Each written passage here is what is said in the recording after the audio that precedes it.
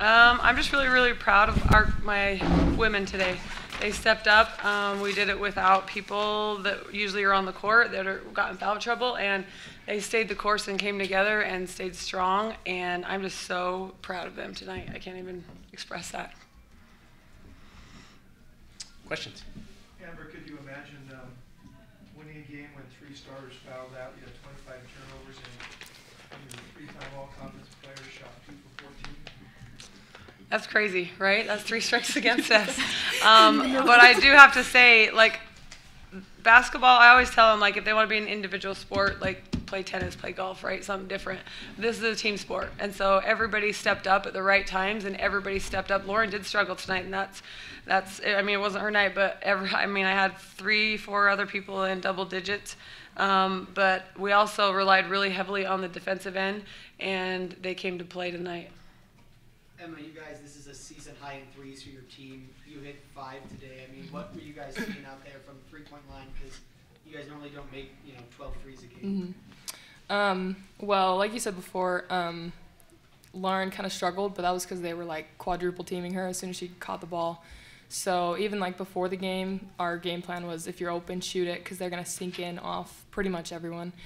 So with that mindset, like we all got shots up before, like we're all prepared for them sinking in on her, and so shots came from outside instead of inside, but it still works. So.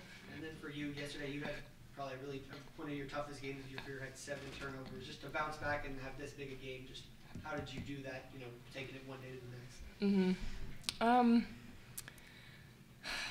I don't know. I think it's these tournaments are kind of fun because you just get to bounce back the next game.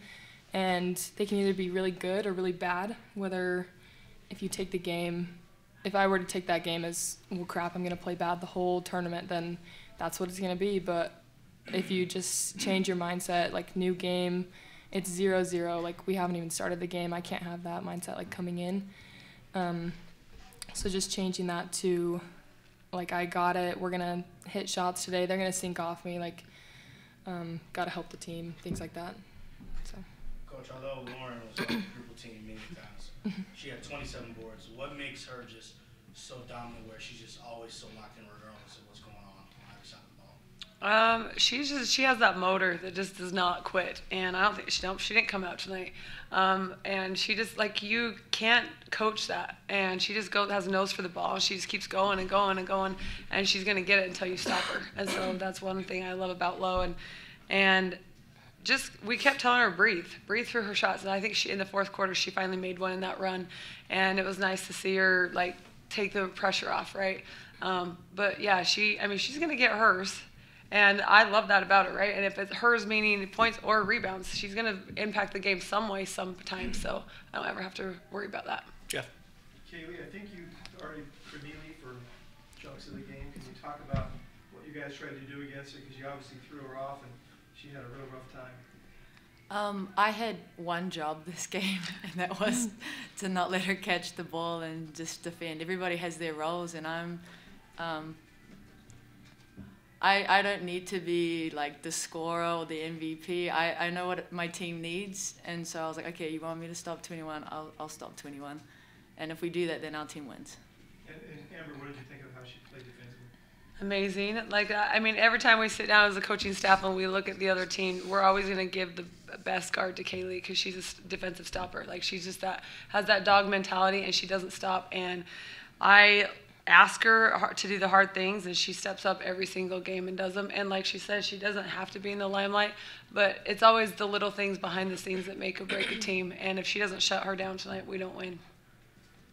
Emma, you're on the bench, Nani's on the bench, and then Ari hits that big 3 with 7 seconds left on the shot clock, and you guys go crazy. Just talk about what was that like sitting on the sideline. I think me and Nani both were just kind of sitting there, like, we could either be sad and mad at the refs and like we're out for the rest of the game and pout about it, or we could help our team, cheer for our team, give them energy. Like, that's all we can do from the bench is like cheer on our teammates and give them energy. So I think as soon as she hit that 3, it was just kind of like she made the energy that we could like then feed off of and like give it back to her, which was super awesome. So. Any other questions? Kaylee, you're a pretty good three-point shooter as well when you're not locking down leading scorers. Can you critique Emma's three-point shot for me a little bit? Oh, there's nothing to critique. I just follow her example. It's cash. When she doesn't hesitate to shoot, that motivates me to not hesitate to shoot. I'm like, oh, it's a shooter's day. Okay, I'm going to shoot too. And Eric, can you talk about that shot that Mackie Williams made? Because I think they got within 7.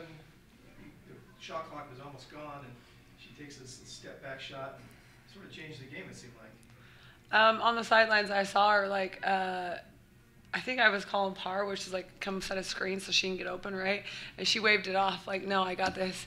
And I was loving it. I was like, okay, let's go. And just that confidence, we've been instilling that in the girls for the last couple of weeks, especially since we played San Francisco last time, because they just weren't looking at the rim. They weren't looking to shoot. They weren't looking to make the impacts. And so we've just been pounding that for the last like couple of weeks of shoot, shoot, shoot, shoot. And I just love that she had the confidence to step up and do that. Coach, you guys are now looking ahead to the next opponent. You guys, it's been close ball games both times playing. But then what's the focus now to regroup with the day off now this week? It'll be good to sit down as a staff tonight and just see, okay, what do we need to get better on? What do we need to change for that next game? And just get the girls in a lot of recovery and fuel their bodies and make sure they're ready to go for Monday. What are the things that you have to focus on to play Gonzaga? I haven't turned my head to Gonzaga to them yet. I know they have Ejim. I know they have Turong. I know they have. I mean, we got to go guard. Like that's. I mean, defense wins championships, and I tell them all the time. So we got to start on the defensive end first of how to stop them, and then we turn our heads to how to score. Great.